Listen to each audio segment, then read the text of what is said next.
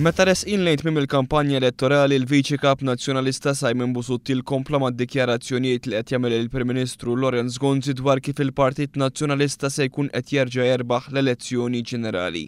Illi se nsibuh ukoll mill-poplu Malti u Awċi kollu illi ser jagħti rebħa oħra lill-Partit Nazzjonalista. Grazzi ħafna. Skont Simon Busuttil il-Partit Nazzjonalista ħaqqu jirbaħ l-elezzjoni ġenerali għaliex is-sena d-dieħla pajjiżna se jkun qed jiċċelebra l-50 anniversarju mill-indipendenza. U allura fit-tmexxija tal-pajjiż fl-elu il-50 sena tal-indipendenza mhux il-Partit Nazzjonalista għandu jkollna.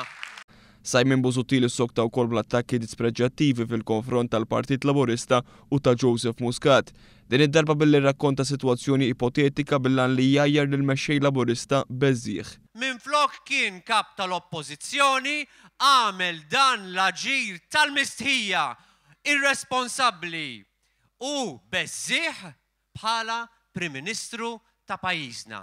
Immaġinaw ir-reputazzjoni l-urt li semmejt int.